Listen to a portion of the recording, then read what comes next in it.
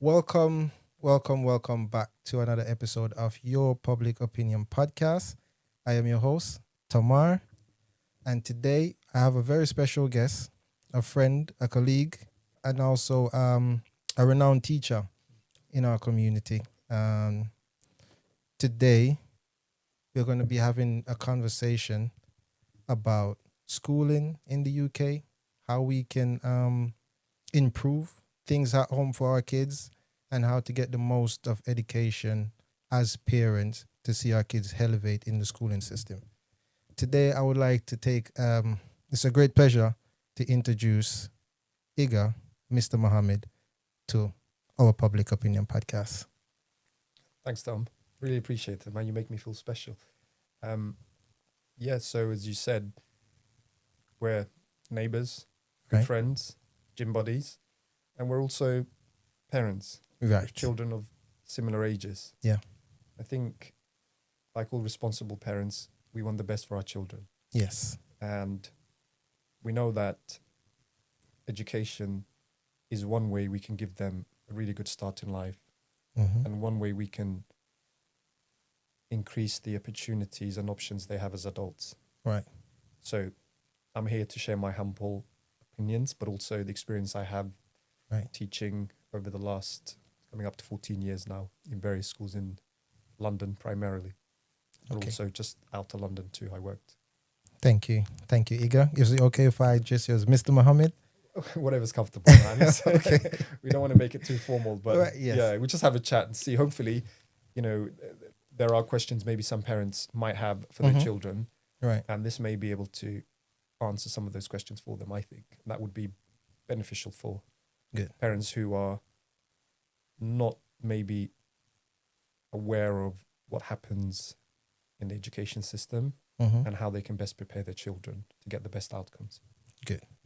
Because for me, I'm from the Caribbean, so that I don't have education background in this system. So for me, it's also going to be a learning curve, Mm. and things that I'm hoping to get from this conversation, things that I can help my children with to improve them. I've already got a daughter who's heading off to university, and Yeah. she's doing well.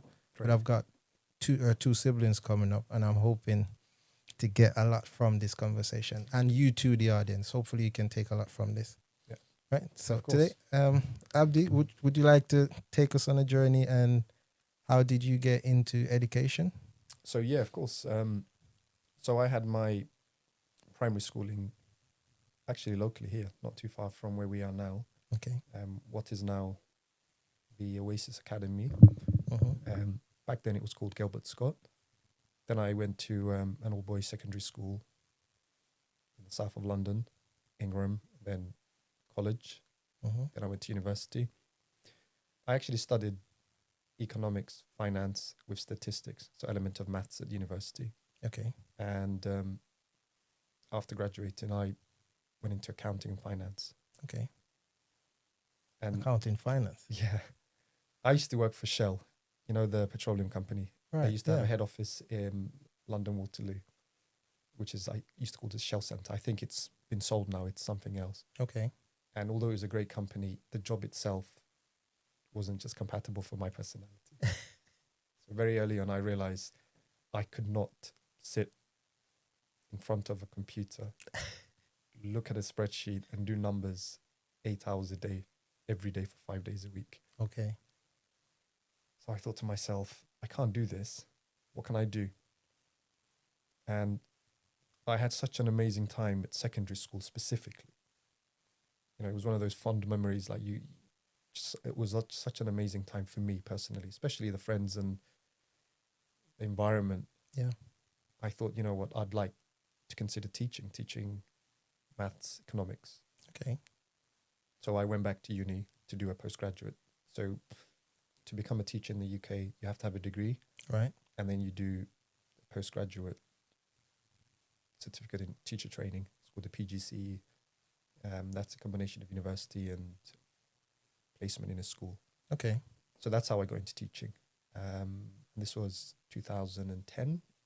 I completed that in 2011. Mm-hmm. And I've worked in various schools and sixth form colleges ever since. Oh, Yeah, Oh so that's wow, the journey.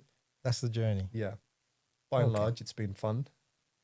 You can imagine working with teenagers; it's not always fun. Yeah. Sometimes they um, can drive you mad. So Right. they can make you feel all the emotions in the world except boredom. Right. Accounting and finance, you didn't That's feel all boredom. the you felt a lot of boredom, but you didn't feel some of the other emotions. So yeah, this is the situation, and yeah, good profession. It's Definitely, not I an easy agree. one, but one I generally enjoy. Right. So you find a passion in that, Yeah, opposed to absolutely. just dealing with the figures and numbers all Oh, day. absolutely, absolutely. Decision on your part. I'd like to think so. I think Definitely. I definitely enjoy it more than working in accounts and finance. Right. Yeah. Right. So That's good. glad I think it was a transition that I don't regret. Okay. Okay, that's good. But there is a very, very high turnover in teaching. High And turnover. very high turnover. And I think increasingly, the UK is recruiting teachers, and even from Jamaica, a lot of teachers. Yes. Yes. That's one of my questions. Oh, absolutely. So and this is, I think, probably known in the community. Okay. There is a chronic shortage of teachers, especially teachers in STEM subjects. Mm-hmm. So maths and the sciences, Yeah. computing. So yeah, teachers are being recruited from all over. And Yeah. I know of colleagues who've come from there and are working here now. You see, because like I said, I grew up in the Jamaican schooling system. So we become aware of that when the teachers will, every time you return from a summer break, a teacher's left Yeah. to go on overseas to teach. Yeah. And so sometimes we end up with the teachers who are still or just coming out of training school, and they're just trusting the school and expected to now get on with teaching. Yeah. And they've just come out. Not saying that they're not qualified enough, but you would need a more seasoned teacher, not just to educate, but also to deal with what comes with teenagers, as you said, Of course. which is behavior patterns that you have to get acquainted with and adjust it. So a But lot of the also kids to suffer train from that. the new teachers who are coming through, teachers Right. who are more experienced, Yes. are there to guide and support and assist the new recruits Yes. and show them the ropes. Yeah. But this is the world we live in. You can't blame teachers who find better opportunities abroad and whose, primary responsibility is their families and themselves, or Right. bettering themselves. Right. But at the same time, you see the brain drain. The brain drain. I was saying, yeah, you can't obviously blame individuals who are trying to improve themselves and seek better opportunities abroad. Yeah. But the reality is, this takes experienced, competent people from Jamaica. And that's going to be to the detriment of the children and the young people who are learning in Jamaica. But this is an issue that, we're not facing just in education. If you go into any NHS trust in London, Yeah. you see people from all over the world, from the Philippines, from Ghana, from Nigeria, from Right. wherever. And these are skilled workers who are needed in these societies. Yeah. It's a difficult one, isn't it? Because they need it in Jamaica, they need it in this country. in all these countries where they've been taken from. But when they create policies that affects these decisions now, where people are see less of an incentive to stay here when they can go get better abroad. Yeah. And don't have to be, labels as whatever when society feels that they don't want to appreciate them anymore. So it's challenges everywhere and nuances that the everyday individual don't really see. Yeah. But in the long term effect, I've seen in our society where, one teacher will get the respect of the classroom. So everyone is eager to attend. Learning is good. You want to be in that classroom. But then when you get someone who's a couple of years older than you starting to teach you, then the respect breakdown. Absolutely. And then nobody wants to stay in the classroom and learn. The teacher is teaching. Everybody's doing what they want to do in the classroom. Yeah, well, the same challenges that exist here exist everywhere. Teenagers are going to be hard sometimes to work with. Right. um, teaching, like any other profession, the more you do it, the more skilled you get. You get to learn Definitely. how to work with young people, Mm-hmm. how to establish the right rapport, how to manage their behavior. Yeah. You become more tolerant. But in addition to that, you improve your teaching skills. Yeah. You improve your subject knowledge. Right. Each year you think, okay, this doesn't work. Maybe I should teach this in a different way. And over years, you're improving. Yeah. And when these big academies go to places like, Jamaica or anywhere else, they will cherry pick. They'll pick the best teachers. Yes. They're not going to pick the new teachers who are. Yeah. And the sad reality is they often pay them a lot less than what they would pay even a newly qualified teacher here in the UK. So Really. they'll take the best teachers from Jamaica and pay them less than the often No junior way. teachers. This is how it is, honestly. We were actually having this conversation, myself and another teacher recently, with a colleague who was, amazingly, competent. Yeah. Yeah, he was on a. Man, like you But, see, but this is capitalism, isn't it? Yes. Yes. If the teacher in Jamaica is on a certain salary, Yeah. and that's increased by an X amount, Yeah. to them it's an opportunity, isn't it? It's Yeah. Yeah. Yeah. Even they other may not- Caribbean countries are recruiting them. exactly, but that doesn't necessarily mean they're getting the market rate. True. But as long as they're happy with that, yeah, their package is definitely not as good as it would be for the local teachers. That's just the reality. Okay. But anyways, this is gonna Yes. divert us to the politics. Yeah, let's get back to the learning and how we Right. can help young people in the situation Yes, that 'cause I- exists now. We could go on Otherwise for we can now days. get in into that. diverting into other things and politics and things we don't want to No, get we're into. going to get back to that because I think it's important for the listeners to hear. Yeah. Especially because I am from the Caribbean culture. So I see it. And a lot of the audience, based on the stats that I've seen from this podcast, are people from the Caribbean islands that's watching this program. So I'm sure they'll benefit a lot from it. Because maybe we can also talk about mitigation, how we can prevent this, stop the best teachers leaving the island. Because the knock-on effect on that is increasing crime and violence. So yeah, we definitely get back to that. So Most I want to ask then, so you've get out of the accounting, right? Because it wasn't rewarding enough, and then you gone through the process of becoming a teacher. So now that you're working with young people and you're educating them and you're making a difference, what is the most rewarding part of teaching for you? I think there are so many aspects of the career that are quite rewarding. One of the best is to help a young person fall in love with learning or just enjoy the process of learning. Okay. Right? Or someone who comes from a disadvantaged background Right. appreciate what a solid education can do for them. Okay. Yeah. That really is, for me, rewarding. Building a good relationship with young boys and having them, and young girls, but, have them sometimes see you as a mentor, not just Okay. a teacher. Okay. Someone they can ask for life advice, someone they can kind of learn from. I've growing up in the same community. Yeah. I grew up here. I work here.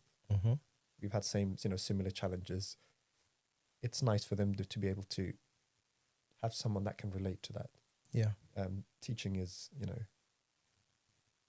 in many ways a middle class job dominated by people who are not people of color. Right. And sometimes young people of color, need people who look like them. Yeah. Or they can relate to. Right. Especially young boys. Right. So when they see a young, youngish, I'm not so young, but youngish male Yeah. role model, they can relate to them in ways that maybe they can't relate to other people. That's true. So I think that for me is rewarding, being able to establish good relations with them and making them feel you genuinely care about them and you want them to learn and do well. Yeah. Yeah. Okay.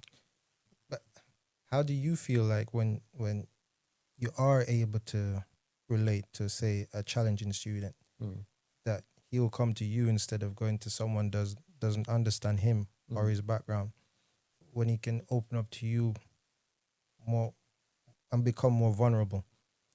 How do you feel when you make a difference to that person where you've seen them not just behavior pattern change, but also education was maybe they were struggling before and since you started and have that impact on these individual and you seeing the progress. How do you feel when you make that change?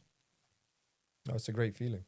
It really is. Mm-hmm. And genuinely, if you can see that your efforts, your teaching, the relationship you have with the young person has led to a positive outcome for them, Mm-hmm. there's a tremendous sense of achievement that you feel you've made an impact. Yeah. So yeah, I think, like I said, it's for me one of the greatest feelings, one of the highlights of the job. Very fulfilling. That's good. What can be more fulfilling than having a young person feel that you're making a positive difference to their lives and appreciate that and feel they can come to you and open up to you, seek advice. Right. Yeah, it's incredible. That's good. That's good. But earlier on, you said that the profession is predominantly people of other ethnic backgrounds. Mm. Do you feel? I don't know. This question might be a tricky one in your profession, but do you feel, given that we ourselves is such diverse people, and you're in a school with all different ethnic background, so diverse, so mixed, do you think the teachers who are not able to relate to our students, our kids, have the patience to teach them how they should be taught? Honestly speaking, I think there are great teachers from all backgrounds. Right. I mean, I've seen firsthand teachers who you would think shouldn't be able to connect or relate to a particular type of student do an amazing job. Amazing job. I've seen, young, middle class English ladies do incredible jobs, even with the boys. Right. So I think if a teacher has the right passion and is open-minded enough to understand the differences in children, because they're all different, right? Yes. Yeah. And has the genuine, sincere desire to help them, it shows. And the children, they get it, they see it. Right. Right? Right. They may not, we're ultimately, humans are like social animals, aren't they? They look at people who gravitate towards people who look most like themselves. True. In whatever way. So a boy might feel just this is generalizing, they can seek advice from a male in a way that they can't from a female. Yeah. A young boy from a black community might feel he can relate more to a black male. Yeah. Because that's the community that he belongs to. Yeah. So on first impressions, they might have those tendencies and those feelings.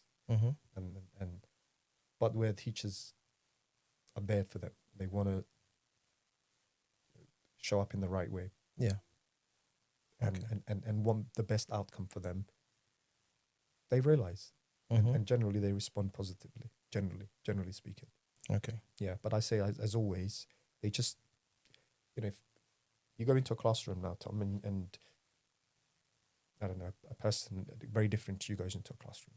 Depending on what the makeup of that classroom is, you're going to get a different reaction. All right. Yeah. You go into I went to an all boys school. Okay. Very, big black community. Okay. If you came into that classroom, automatically, when I was in school even, we would see you differently to how we would if a person from a very different background to you was there. So that's just the way it is. And it's good for us to have, because as London is a diverse city as it is, you need the profession to reflect that diversity, don't you? Yeah. Everyone to look a certain way. Okay. Yeah. Okay. All right. So with that then, having to teach so many different students from, again, different backgrounds, do teachers do annual review and assessment, assess their teaching methods to see how they can improve learning outcomes? Well, all teachers have to, by Mm-hmm. law, do certain CPDs, right? Right. Continued professional development. There are trainings that I'm back in school on Monday that we all have to do. Schools are not open until Tuesday, but most teachers will start. Yeah. On Monday. On Monday, most Yeah. schools will start on Monday, and they will have the inset day. Right. That Yeah. whole day is training. Okay, so the inset day is for that purpose. Teacher training, yeah. Okay. It's a teacher training day. And Okay. it happens not once, but usually there's like 3 or 4 in the year, Mm-hmm. every year. Okay. Although the primary focus is safeguarding, Yes. so we have to, by law, you have to have safeguarding training every year. Right. To make sure, we're looking out for the welfare of the children. Okay. Certain trainings are legally binding trainings that we have to do, but also sharing of best practice. Okay. What's the most recent research? What is it showing? How can we help? How does it apply to our school? Mm-hmm. Does it apply to the children? What can we learn from each other? Right. One of the biggest challenges in schools is classroom management, Okay. behavior management, right? Okay. Some teachers are just naturally better at managing a class than others, Mm-hmm. but everyone can learn and improve their skills in managing a class. This is where we go back to that point of, having experienced teachers. Yes. Yes. Yes. So The saying of importance of someone that. who's been long enough, okay, especially to the new recruits who are newly graduated teachers who Mhm. are doing their induction years, what actually works, what doesn't work. Okay. Sharing of that best practice where different teachers will share ideas. You look at results and outcomes. Ultimately, everyone wants children to get the best out of school. Yes. But at the end of the day, when they leave school, it's what qualifications they leave with. Right. And some schools do better than others. Some communities do better than others, generally speaking. Yeah. Girls tend to do better after, at the end of I want to secondary ask school. why is that? But not yet. Yeah. In Jamaica, then, right? Mm. We have a system where, based on how you perform, Mm. dictate which grade you go in. Mm-hmm. So you have a grade 5. You might have 5 grade 5s classrooms. Mm. Yeah, A, B, C, or D. Yeah. If you're in D, then you didn't do well. So all of those students are piled together, and then now they perform better, then you get up to better grades Mm-hmm. as you go along. They don't have that system here, I think. No. How do they evaluate the student? So obviously in the UK, Mm-hmm. you have there are key stages. Okay. So you have key stage 1. Mm-hmm. I think, so year 1, year 2, it ends in year 2. So you're looking at, I think, age 7. Yeah. I work with key stage 3, 4, 5, but I think key stage 1 is year. Key stage 2, I know, finishes at the end of year 6. So that's 11. Right. And then you used to have in the UK key stage 3 exams. Okay. That's now been scrapped, but you have key stage 4, which is the GCSE. And then you have key stage 5. Yeah. And formal education really finishes at key stage 4. 5 is an option to get into university. But at the end of each stage, Mm-hmm. everyone does the same exam. Everyone. These are standardized tests. So Okay. at the end of key stage 1, these exams are conducted internally by the school, but set by the government. Mm-hmm. At the end of key stage 2, the examinations are external. So your son would have had it last year, isn't it? Yeah. End Yeah. of Yeah. year 6. These Yeah. are the SATs exams. SATs. Yeah. Yeah. And then at the end of secondary school, you have the GCSEs. Yeah. Now, unlike some countries where, you have to pass one stage to get up to the next stage, Yeah. the UK system doesn't work like that. So it's your age. So if you're 11, Mm-hmm. 10, 11, you come to the end of key stage 2. Your son did this last year, my son did this last year. Yeah. You get your SATs results, Right. standardized tests, and those results are used by schools. And this is where this is actually relevant for the communities in the UK, especially parents, to know this really, really well. Okay. So when you leave primary school, you come to secondary school, and what they have of you in terms of understanding of your ability is your SAT results. Yeah. So they will use that to predict what your capabilities are going forward. Okay. So if you meet the standards, you're good, you're average, you continue to progress at average level. Mm-hmm. If you're above average, your prediction is, again, to achieve above average. So these are so important Right. because often those then are used to place students in particular sets. Okay. But if you fail the SATs exams, you're not put back. You still have to do the next year of learning. Yeah. And similarly with GCSEs, you know, when you get to this end of secondary school, All right. at the age of 16, you have to leave secondary school, right?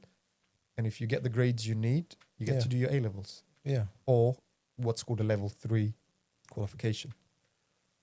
Excuse me. That's all right. If you don't meet the expected grade, especially in English and maths, these are core subjects, Yeah. you have to repeat the year or you have to redo those examinations, but with the relevant age group. You're not put back to year 11. Okay. You continue to progress. You're given an opportunity until the age of 18 to pass those exams. Okay. And then if you don't, you're free to move on. Yeah. So yeah, I know in a lot of societies, you have to pass one stage to be able to move on to the You next have stage. to, yeah. Or you get pushed back. Yeah, yeah. It doesn't work like that here. No, they hold you back. Some students get held back Yeah. 2 or 3 times back home. You know, if you ask for my personal opinion, Yes, definitely. I don't like that way of doing things. I mean, like, I don't like the idea of putting a child back to do You don't- that. No, No, you prefer it this way? I prefer this way. Really? Yeah. I'll tell you why. Because in Africa, this is the system that applies to people, Really? you know, children. I mean, like the same as Jamaica. So if you don't Yeah. pass, you just stay in that set. Yes. So you can have an 18-year-old sitting with 15 or 14-year-olds. True. Yeah. Yeah. But the reality of the situation is, right, some children Yeah. have learning difficulties. True. Our communities are quite ignorant to the number of challenges that prevent people from learning. That Right. doesn't mean they're intellectually less able than anyone else. Mm-hmm. So take, for example, if someone has dyslexia. You've heard of the condition dyslexia, right? Yes, I've heard of it. Yeah. It affects your ability to read Yeah. language, Right. especially reading. Right. They will struggle enormously, like tremendously with reading, because when they read the words don't appear to them the way they appear to us. Yeah. So if someone has dyslexia, right, and they are not diagnosed with this condition, you can just imagine, right? They're not diagnosed. Mm-hmm. School doesn't know that. Right. And now they've been labeled either stupid or lazy.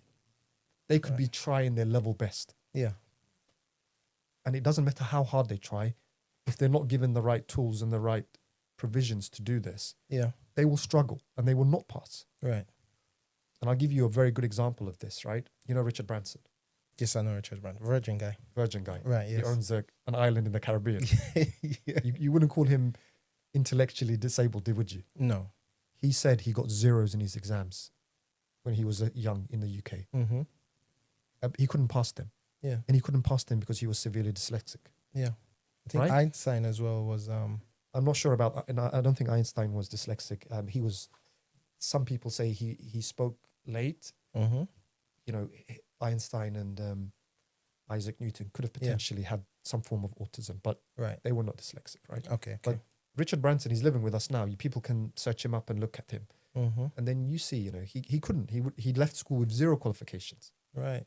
So the reason why I don't subscribe to that way of doing things where if you don't pass, you're dumb, you stay with them. Yeah. You could imagine what it will do to someone's confidence. If you're being told constantly, Right. you're not smart enough, you're stupid, you're dumb, Yeah. without people understanding why. Mm-hmm. And this is the advantage of, you know, when people often who are obviously dedicating their lives to understanding these things, who are Yeah. more intelligent than us in this, they see that this doesn't work because it has a massive impact on someone's confidence, Right. their self-esteem. Mm-hmm. And if we don't know the reasons why they're not passing, we just keep pushing them back. Right. Now you're 18 and you're sitting with 14-year-olds and they're taking the mick out of you. Look, Yes. you're here from last year and the year before Yeah. and the year before. Right. So this is why I feel, you know, I was I went to an event recently, right? Mm-hmm. And it was based on education. So we had all these educators there. We had all these young people, and one of the speakers was a head teacher, and he said, I want to congratulate the young people who did their GCSEs. And one thing he said I had a real objection to. He said everyone got what they deserved. Oh, He said the grade you got is the grade you deserve. yeah. You didn't work hard enough, you got a grade to reflect that. Mm-hmm. And someone listening to that might think, well, fair, true. Yeah. I had my daughter with me in this event, right? And I know, Yeah. although she left with an A star in maths, A star in English, an A star in equivalent to, like, these are grade 8s, right? I know how much help she had. Right. She's always had a teacher in the house with her. She did not have the same opportunity as a child who's maybe growing up in a single parent household. Yeah. Right? Whose parents are illiterate. Yeah. My mum was illiterate. She couldn't read or write. She couldn't have help, So how can you compare these two children and say you both got what you deserve? Yeah. One had that's all not these fair. opportunities. Yeah. The other one had maybe 0 opportunities. On top of that, they might have had some learning difficulties that were not diagnosed, right? So this is why I say, we need to understand if a child is not performing so well at school, Yeah. why is it? I really do believe that. And I do believe, children, life is, some people are just born with more opportunities than others. They get more help than others. That's true. But look, if you diagnose someone and say, look, for example, in the UK, if a child is struggling, Yeah. they'll have a formal assessment Right. by the right professionals, like a child psychologist, educational specialist. And these people will diagnose them. They'll go through a series of tests. Right. And if they are diagnosed, say, with dyslexia, Right. there is another condition called dyscalculia, which is like maths equivalent of dyslexia, where people just have terrible issues with numbers. Mm-hmm. Then with dyslexia, they give them like a whole different setup in terms of the way they learn. Right. And then they just do amazing, honestly. Like, color coding. And then these people who are struggling are now phenomenal. Right. They build their confidence. And then a lot of them then end up going to university. True. But if you don't know this and then you just beat this person down and say, you're just lazy, or you're dumb, or you're not Yeah. trying hard enough, without understanding why the reason is, this is why I say our system. Yeah. We have to understand, right? Societies evolve, right? Yeah. Over time. So take, for example, many years ago, children were caned here, weren't they? Like, there was corporal punishment. If you messed about in school, the teachers beat you. Yes. It's probably, it happens a lot. Did that used to happen here? Of course. Really? The people who are now, in their 50s, and they all experienced that. But it was stopped. Yeah. And it stopped for a reason. So everything like we do now, it was done here, but it was stopped. Okay. So we need to understand why. Well, and often there's really, really good reasons for them. Okay. So for me, right, Mm. it's so how I grew up, because that's what I can relate to, right? Of course.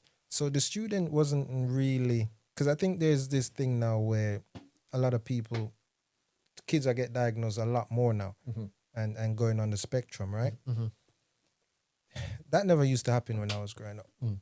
And I'm wondering if it's best for the kids or if it actually impact them in a negative way. Mm. Because you're already in a harsh environment, right? Society is difficult. Mm.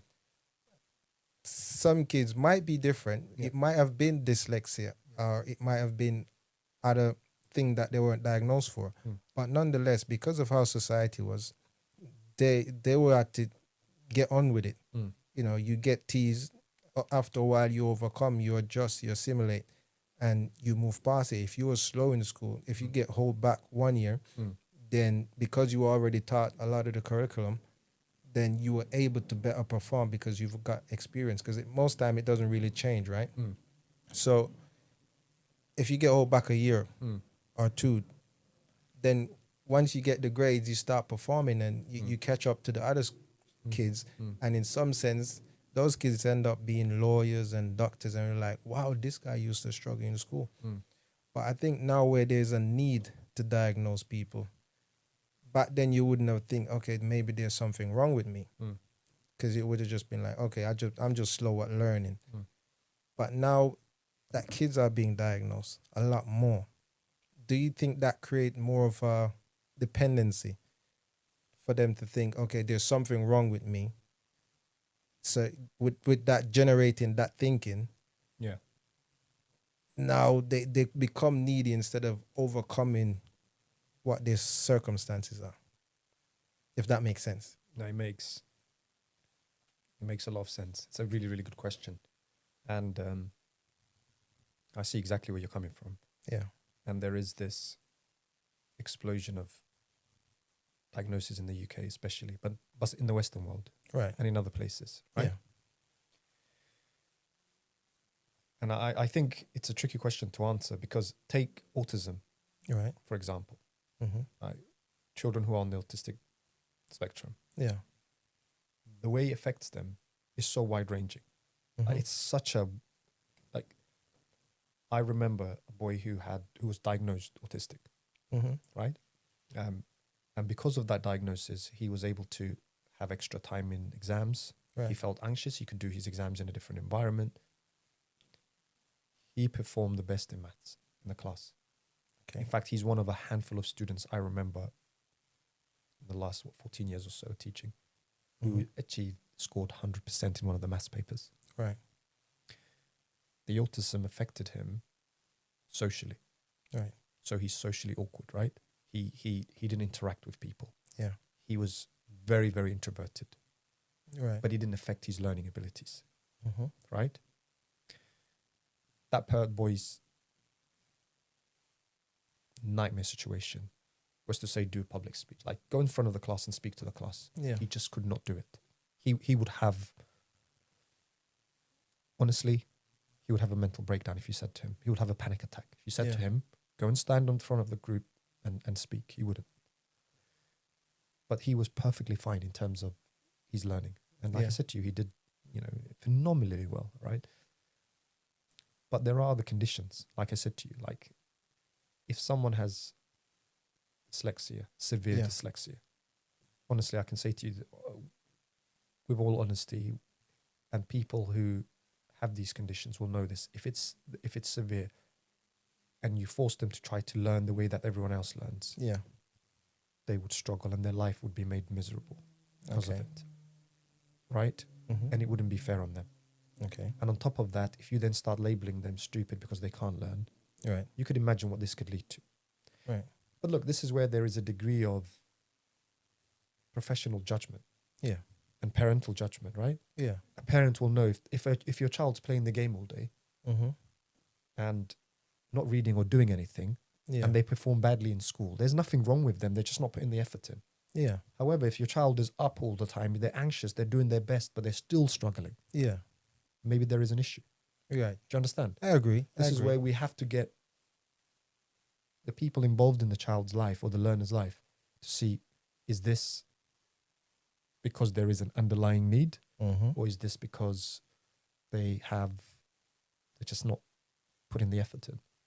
So And you can tell as a teacher, you can tell. If you say to someone who has dyslexia, read, they won't be able to read. They will Right. not be able to read coherently. They would just not. yeah. Yeah? No, so, all right. So we did get that, right? Mm. But then what would the teachers would do in Jamaica is if you weren't performing, Mm. right, but they see you have the potential, even if they suspect something is not right with you, they'll send you to summer school, Mm. right?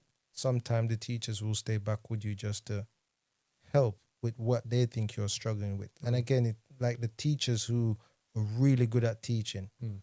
sometimes they will change some of these students to put them with that teacher Mm. because he gets the better outcome. Mm-hmm. All this is done without assessing the students of any Mm. special needs or special requirements. Mm. And in a lot of cases, it worked out. Mm.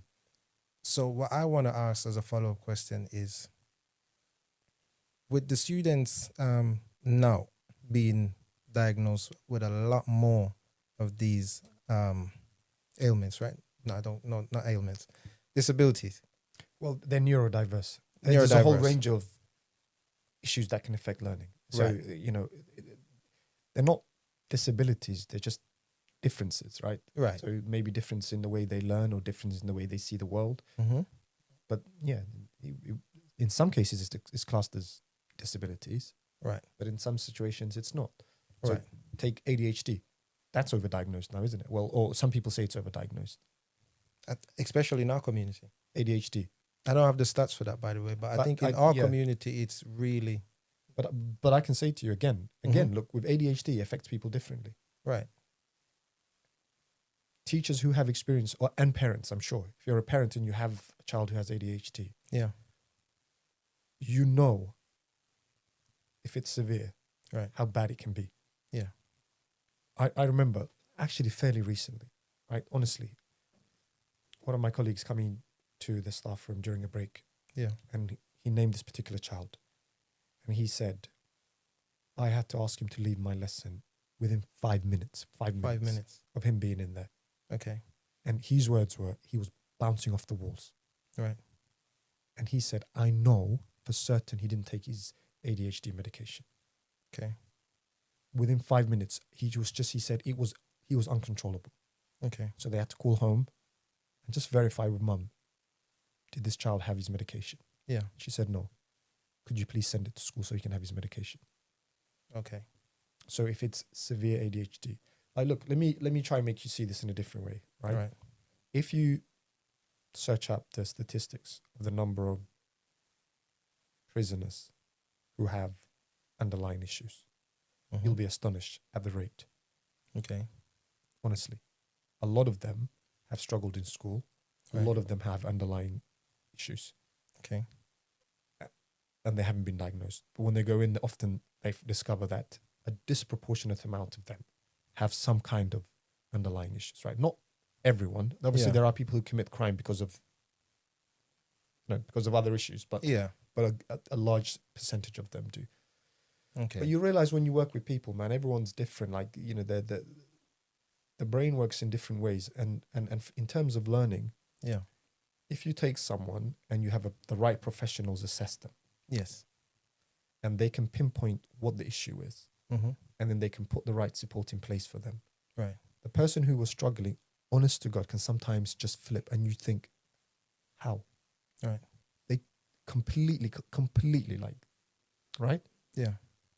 But if you beat that same person down and try to make them learn the way that a neurotypical person can learn, Mm-hmm. you could be doing more harm than good. So I'm saying to you, there is situations where, yes, there is an overdiagnosis, or, you know, where people use an excuse not to do things. Right. But if parents are being genuine, if teachers are sincerely looking after students and looking at their needs, you can tell.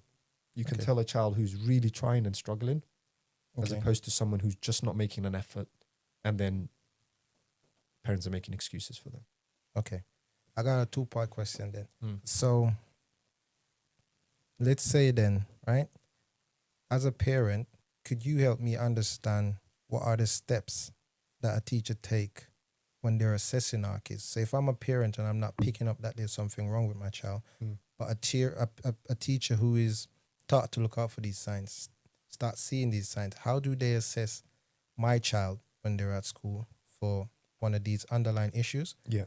And also, how long do they take to assess them? Well, you need to, again, know that teachers are not education psychologists, right? Right. Everyone has a field. We're not medically trained. Right. So you observe a child. Mm-hmm. Say I'm teaching a typical class. Yeah. Class in the UK would range from,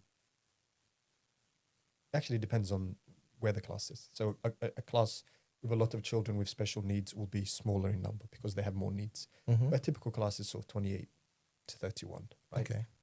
Again, classes with children with additional needs are smaller. Right. Because they need more attention. Yeah. But let's say you have a year 7 class. And let's say I'm trying to teach a simple concept in maths. Mm-hmm. Just to give you an example. Yeah. And let's say there's Tom over there who just cannot pay attention. Mm-hmm. Just can't, right? Yeah. He's talking to so-and-so. He's looking over there. Constantly. You know, he's fidgeting. Yeah. And you're observing that. Yes. And, you know, Tommy, you okay? Can you just please pay attention for the lesson? Mm-hmm. goes over his head. Yeah. He's getting out of his chair without anything. This happens, right? Then you might think, look at the child's background. Often, obviously, these things are picked up early. So if the child has a diagnosis, it comes with them. So you already know. Mm-hmm. Or take, for example, even though I teach maths, there's, reading in maths sometimes. You can say, so-and-so, could you please read for me? And then the child becomes over anxious because you're telling them to read a paragraph. Yeah. But they're generally well behaved. They try their best. And then when they try to read, they can't. Yeah. They can't read the words. It's incoherent because with conditions like dyslexia, it's like things go muddled up, right? Yeah. And this is happening frequently. Then you flag this child up. You say, look, there will be in the UK a designated person who's they're called SEND lead, special educational needs designated lead, right? Okay. So then you would say, could you look at this case? Like, what's going on? Okay. And if this child is then flagged up in another lesson, then it might trigger a formal assessment. Yeah. Where it's referred to people who are medically trained. Okay. And then an educational psychologist will come into the classroom. They would inform, obviously, the parents will know about this. Okay, that's what I was just going to ask. And then they would just sit in the classroom and observe. Initially, that's what will happen. Yeah? Yeah. So there might be a medically trained person who sits in the corner in the classroom, just follows this child. Yeah. Initially. And then they'll look for signs that there are these issues. Right? You're right. I give you an example. There was a girl in my class, in one of the maths classes, high set class actually. Yeah. And when I was new to this class, when she was challenged, she would start knocking on the table like this. Imagine, she'd just be like this. Like no one's talking. She's not talking to anyone. Yeah. And I found that was a bit bizarre. And initially I thought, what are you doing? Yeah. Why are you tapping on the table? Well, like, what's wrong with you? But it didn't stop her. This was her way of, like, when she became anxious or nervous. Right, yeah. She would go like this, or she would start ticking, right? Calm herself down. Turned out, like, honestly, after I saw that, I thought it was a bit bizarre. When she left, as soon as I looked at her, and you can, obviously every child had their own file. Mm-hmm. And she had a diagnosis of ADHD. But she was controlling it. So she would have tics or whenever she got nervous. Yeah. And on there it said, if she feels a certain way, allow her time out. Yeah. So you could. So I saw there was an issue. I read, I know there's something not quite right there. So yeah, give her time out. So next time I would say, you okay? Do you want a minute out? She would say, Okay. yes, sir, thank you. She would pop out. She would go calm herself down, maybe have a quick drink. She'll come back into lesson. She was amazing. She did really well. yeah. Imagine, wow. if you're not open-minded and you're close-minded, what are you doing? Why are you tapping on the window? Yeah, What's wrong with you? Yeah. You just make her worse. Right. Yes. Yes. Do you get it? Definitely. Yeah. So this is where I say, and I like, look, I'm coming from a community who feel this way, Yeah. where they think if a child's not performing, it's because they're not being put in hard work and they're being lazy and they're being. We're very all this- hard on our kids. It's not always the case, man. Honestly, I've come to learn every child is different. And parents, if they're being honest with themselves, Mm-hmm. they know the difference between a child who is just messing around, just Right. being lazy, and a child who has needs. All right. So I'm gonna fast forward a bit. So the GCSE results are out now, Indeed, they are. and I did send you a message because someone told me that the boys outperformed the girl this year, but you Not rightfully corrected me. Yeah. You said they closing the gap a bit. The gap is closing. The girls have, for years now, Mm-hmm. done better at the GCSE level than the girls. Okay. But this year's results, there is a narrowing of that gap. So Right. the girls are not as far ahead in terms of their overall attainment Right. as they were with the boys. The boys are slowly catching up to them. I think Okay. the girls will continue to do better at secondary school. That's my personal opinion. Okay. So you did say that they didn't change much from the GCSE exam this year, right? Well, when you say same, well, look, the exams, Mm-hmm. the curriculum hasn't changed. Right. It's the same curriculum. Right. Obviously, the exams different year in year. The exams are different. Okay. The rigor is supposed to be the same. The exam, after COVID, obviously learning was disrupted massively. Yes. So for a few years, schools were closed for 2 years, I think, or a year and a half. Mm-hmm. And then there was the long tail of COVID where for another year or so, a lot of teachers are absent with Yeah. COVID, and things like that. So the exams were made easy Ah. to cater or sort of to take into account that level of disruption. Yeah. Yeah. But 5 years on now, the exam's been made slightly harder and harder and harder, and now they're bringing it back to the standard where it was in 2019. Oh. Yeah. So this year's exam results are not as good as they were last year, slightly down. Right. And last year's exam results are not as good as the year before. Wow. So there was a year group that I think was the 2021 group. That year that they graduated, those years, they were predicted grades. Oh. There was no exam. Was it 2020 or 2021? I didn't know that. Yeah, there was no exam because we were in lockdown, wasn't it? Yes. So teacher predicted grades were used. I think it was 2020. So the exams, and then the following years, they actually had a list of what was coming up. Yeah. So if you look at, take example, maths, it's such a large, the curriculum is so big, Mm-hmm. it's so vast, so many different things could come up. Yeah. So students are forced to revise everything because they don't know what's coming up. Mm-hmm. But soon after COVID, they were told this is what's coming up, Oh. which made the exam a lot easier. Okay. So if you know exactly what's coming Yeah. up, you just revise for those topics that you know are going to be in the exam, right? Yeah. So learning was disrupted massively during COVID. oh, then. of course, there was no teaching, was there? Online teaching. I know students would sometimes come into the lessons, have their cameras were off, and they'd go back to sleep. Yeah. Yeah. They would turn on their laptop, pretend to be in the lesson, and they'd go back to sleep. You'd call them, and no one's there to answer you. But yeah, so so now this is the reason why the pass mark is there's more and more students resitting the exams. So why girls always do better than boys? There's a lot of factors, but simple, obvious one that most people can see: girls are just better behaved in schools at that age.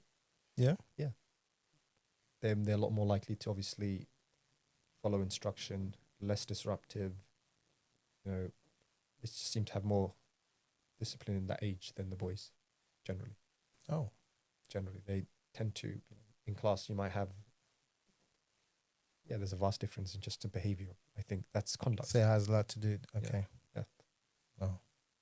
But see, in terms of attainment, what people don't realize, right? Getting a pass by the standards set by the government, right? So getting level 4 in maths and level 4 in English is considered a pass. Yeah.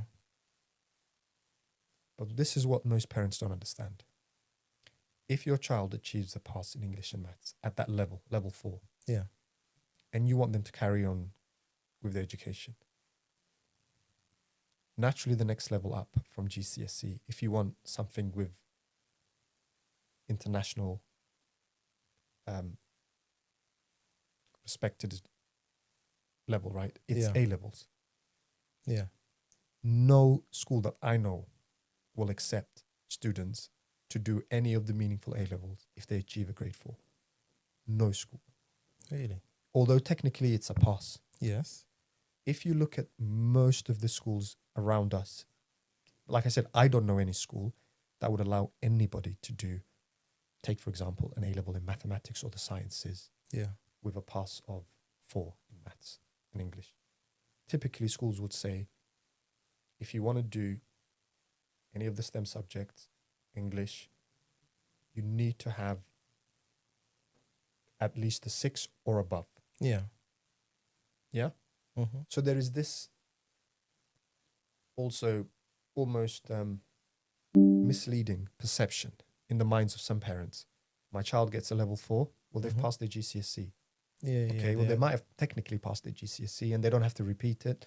According to government standards, they consider they've passed. Yeah.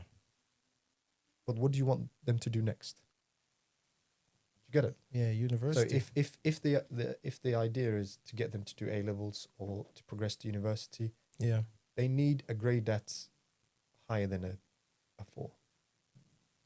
My daughter's school, she's doing maths. Yeah. to do maths, she needed a grade 7. Right. But the pass marks are grade 4. Grade 4, yeah. Yeah. Oh, wow. There you go. Even to do economics, you need a grade 6 Yeah. in maths. That's you not a maths. It has maths in it, but it's not a maths subject. It's not Right. pure maths, is it? Yes, yeah. They wouldn't accept you if you didn't have a grade 6 in maths. Oh, So this is what really parents need to understand. If you want your child to do ideally A levels, but if you want university, right? If you want admission into a good university, yes. the best, you work in university, you know the Yeah. entry requirements. Yes. You need certain UCAS points. Yeah. But a lot of universities will generally either look down on or not accept BTech courses, especially with AI now. Yes. Honestly, like who can take a completely or predominantly assignment-based subject too seriously with the advent of ChatGTP? You can put any assignment question in there And get an and it will answer. give you a perfect assignment. Perfect. And you can't even, when I was going through uni, you had this plagiarism software, isn't it? Yes. So when you do an assignment, turn in. they'll put it in. Yes. And if you copy anything from the internet, it will just churn out flag and it. say, yep, this is where you got it. Yeah. Yeah. And then you'll be penalized. yes. I don't think you can do that with the AI softwares now. I think that's one of the biggest challenges for Because universities right now. Exactly. Because each thing, Mhm. each time, it gives you something slightly different. It will Right. write you an assignment and you can say, revise it, click, and it will give you something slightly different. So you Yeah. can't. And it's completely like organic, isn't it? Natural. It's not like someone's typed this and you can find the source. Yeah. So this Is that why I helpful say- to learning?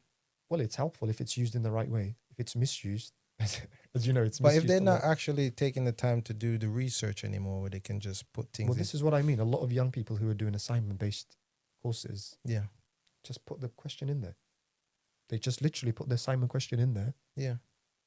And the challenge teachers have is prove what.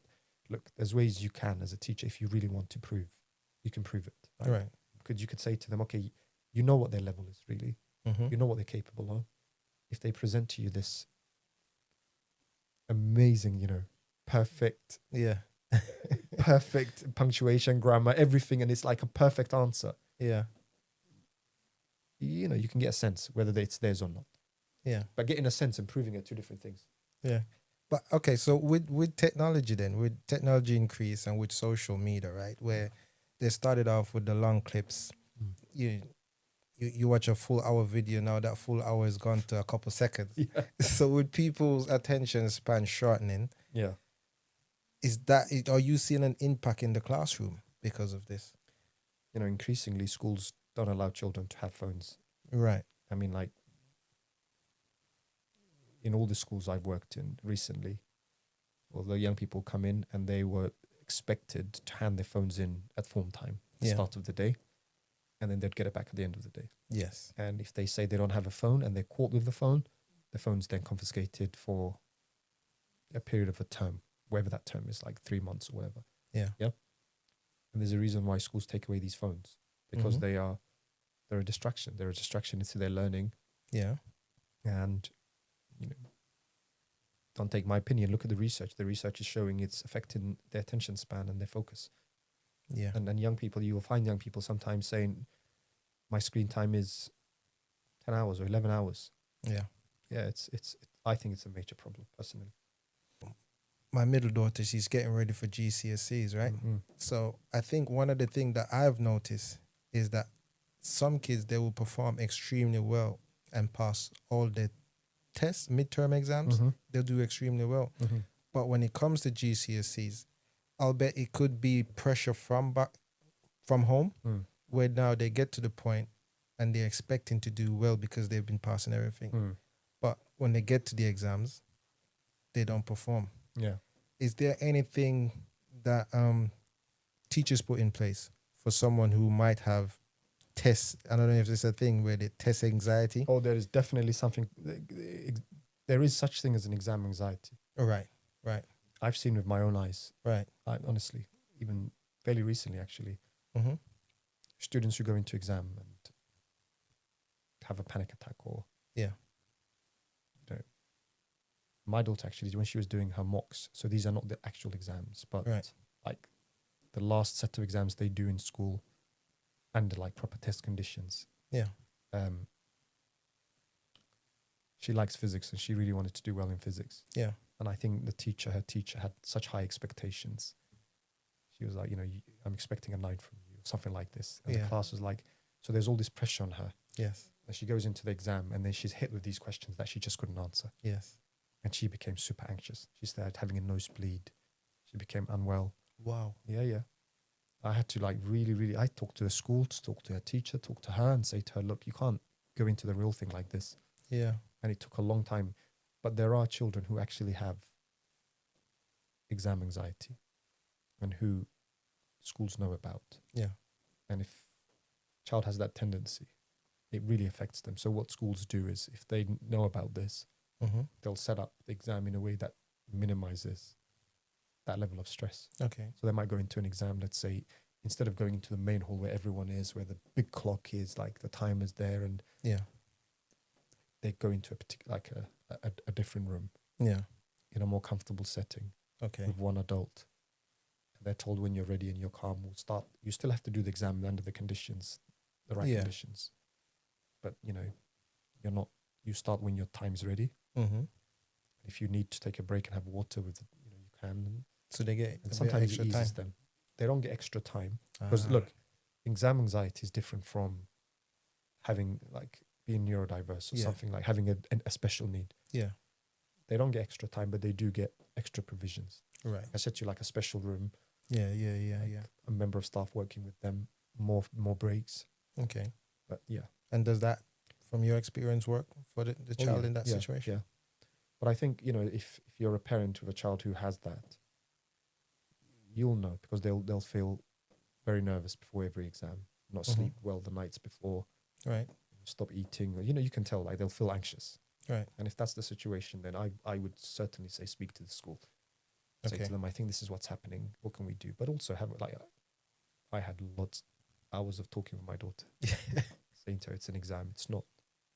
Yeah. And that kind of got into her. And, She must be more pressured from having a dad, a teacher. No, but I because I've seen what this does. Yes. Honestly, when she recently went to get her exam results, she called me and she wanted to tell me. I said to her, are you happy with the results? Mm-hmm. She said yes. I said, fine, don't tell me. Just if you're happy with it, it's cool. Come home and then we'll just discuss the next steps now. Okay. But I've been drilling into her, saying to her over and over and over again, Right. you can only do your best. Right. As long as you know you're doing your best, you're not wasting your time, you should always be happy with your best.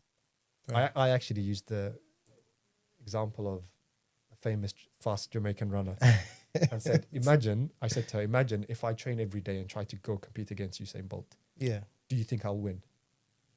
And I kept saying, I said to her, do you think I could win if I do 10 hours of training every day? She said no. I said, of course I wouldn't. I don't have the genes. I'm not as good as him, right? Yeah. So I said to her, however hard you do, there are some things you're not going to win in. Right. It's just life. We're That's all good true. at some things, we're not good at other things. Okay. But as long as you know you did your best, that's all you can. You do better than your best? No, you can't. Yeah. And that's it. Okay. Yeah. So, how can parents at home help their kids prepare for GCSEs? Because it's not just for the teachers. It's also what we can we do at home to make sure our kids get the good grades, given that the result wasn't really good this year.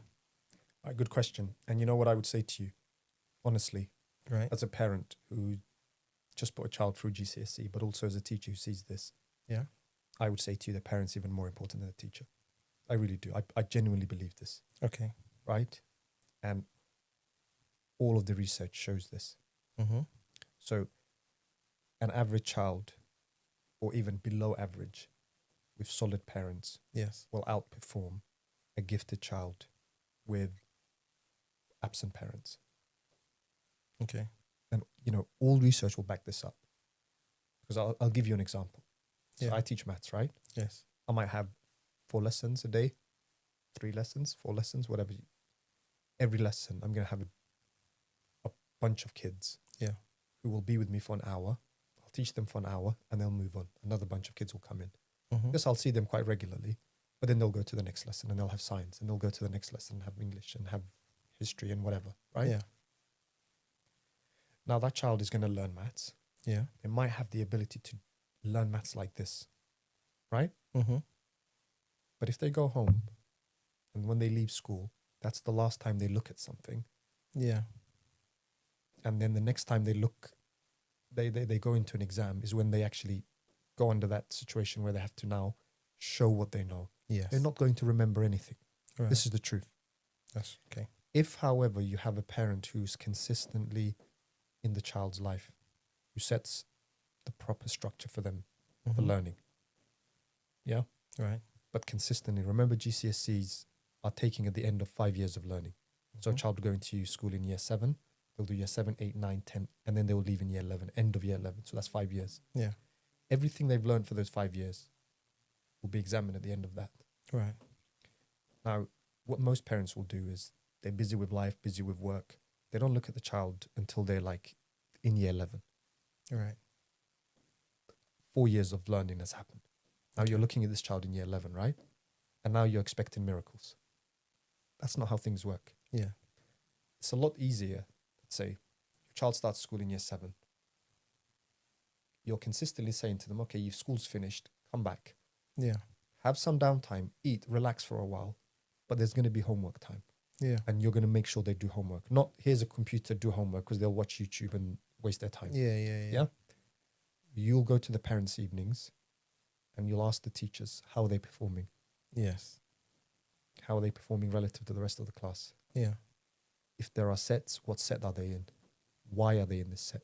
If it's Yeah. not the top set, what could I do to help move them up? Yeah. If you're like this throughout, right? A, you're training the child to have that routine of learning.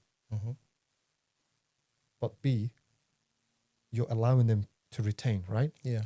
But if you leave it until year 11, and then you expect, and unfortunately, a lot of parents do this. They expect magic at the end of year 11 and they expect the teachers to turn things around. Doesn't happen. Okay. So the best way, consistency. Like on the one hand, technology has brought, and this is the conversation I have with my daughter, right? When Yes. I was going through schooling, I remember I used to spend, I jokingly say to her, if you go to a library, Yes. and we would fight over books. You'd have to book or reserve a book 2 weeks in advance. Right. And there were limited books. Mhm. Now, you want to learn something, don't understand quadratic equations, you type it into YouTube and there might be 1,000 different videos. Yes. If one doesn't satisfy you, there's another one that will teach you. Yes. You don't need, that's why libraries closing. No one goes to the libraries anymore. Yeah. So for those who want to learn and who get that support in the house, it's Mhm. so much easier now to learn Okay. than it's ever been Right. because of technology. But the flip side is, no one wants to do the boring stuff. You give children a YouTube, you think they're going to watch No. 30 minutes on quadratic equations when they could No. be watching football or some cat videos or something random. you know? Yes. So this is where I say, I think the parents and the structure set in the house by far is the most important thing. By Okay. far. And would you recommend for those who can afford it, even if your kid is doing well or they're projected to get the high grades, would you still recommend tutoring if they can? My children have had support with the Okay. subject I can't help them with.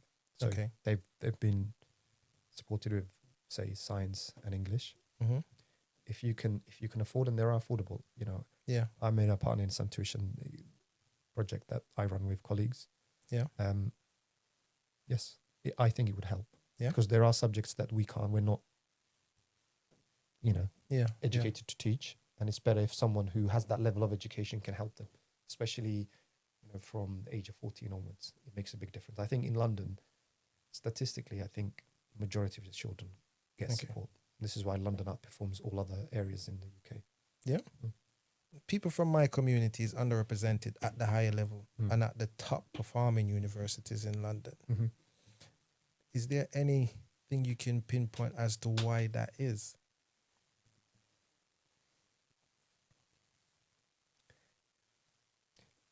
There is nothing that I can personally say is the root cause of that. Right. I think some communities, just if you look at attainment, even at this, the younger level, secondary school level, because that generally carries forward, Yes. do better than other communities. So Okay. take, for example, the Chinese community outperforms most other communities, Right. followed closely by the Indians. Right. Right. and what is it that allows them to do so, or the children from these communities to do so well? Right. I would argue it's culture. I would agree with you. Yeah. Yeah. So these communities, they put a tremendous amount of effort and energy into education. They Right. value it so much. For these communities, education is everything. And if you're like that from a young age and you're Mhm. brought out to believe, this is what you have to aim for, Yeah. then obviously you're going to continue to progress well in that field, aren't you? Yes. Yes. Yeah. Whereas maybe people from our communities might be more after, sports. Right. You'll find that you could look at the Premier League, for Mhm. example. Yeah. Yeah. Black players are overrepresented in the Premier League, Yeah. in the top tier of football. Yeah. Maybe, because our boys look at that, Excel in that. Yeah. whereas, the aspiration is to become footballers. Yes. Yeah. So I think it's culture, to be honest. I can't say there's a whole debate about cultures and how it impacts certain Yeah. communities and what, those implications are. But I would Yeah. put it down to that personally. I spoke to another teacher the other day about this. We were having a conversation. There's also this thing about education to prison pipeline that affects predominantly people from Caribbean background, where they don't perform very well, and then they fit the stereotype, and the teacher just not necessarily. I don't want to blame the teachers, but they just carry on and get on with whatever they're doing, and eventually end up incarcerated in the end. How just for advice, I would say, how can we to prevent our kids ending up, even if they're not performing, should they start introducing more of trade subjects in school? Because when I was growing up, for the kids that weren't excel academically, you'd have a trade and a technical part where you, some part of the day you go over, you learn electrician, mechanics, engineering, you go learn something different. So you have another avenue to become someone productive in society. But I don't know if they do that here in all levels of education, so primary, secondary. You probably, after you finish secondary, that's when you can go find some support in that field. There are ample opportunities for young people to learn trade. Right. And in fact, there is a shortage of tradespeople in the UK now. Right. Since Brexit. A lot of skilled workers from the EU have left. Yes. So there's actually a debate that's been had now. Right. How are we going to fill these gaps in this industry? Yeah. So for those who want to learn a trade, I think it's suitable for a lot of young people, especially a lot of young boys leaving school. The opportunities are there, apprenticeships where they can actually learn and do this. Okay. I think there are two issues. One is wrongfully people undervalue these trades, almost look down upon. Yeah. So even amongst the young people, they would say, if you're doing an apprenticeship, you failed in school. This is not true, by the way. No. Because a lot of tradespeople, as you know, Makes a, do well financially. Yes, definitely. But more to the point of, this disproportionate number of young boys from the black community going into prison and all of this. Yeah. And this is not a problem just for the black community. But in London, we have this issue. Okay. I think there are other factors. Okay. Other factors such as absent fathers. Right. Boys need role models, right? 100%. And unfortunately, in a lot of the black community, a lot of mums are struggling, single mums, with teenage boys. Right. Doesn't help. So, community leaders need to step in and help these young lads. I agree. Fathers need to step up and be responsible and look after their boys and be the role models to them. Your son's going to look at you and see what you do, take lessons from you, isn't it? So the best role model for a boy is his dad. All right. And sadly, we have a problem in this area as a community. haven't we? Right, poppers. There you go. There you have it. A very informative conversation with Igor, Mr. Mohammed. Just to show respect, I have to call you that. I hope you can take away a lot from this conversation, and there's a lot that we didn't get into. But for the sake of time, we're going to make sure we do a follow-up episode just so we can go over a lot more things that you as parent can do at home to help your child succeed academically in the schooling system, right? And Abdi is actually a tutor as well. He do tutoring. He's running his own tutoring business. So if you like to get your child more support in maths and in the other areas, please do reach out, comment down below. I could give you my contact details to get in contact with him. And yeah, if you like to see more content like this, please make sure to continue to comment and let us know what you think about this one. And again, thank you very much everyone for subscribing. Keep sharing the videos and stay tuned for more. Thank you.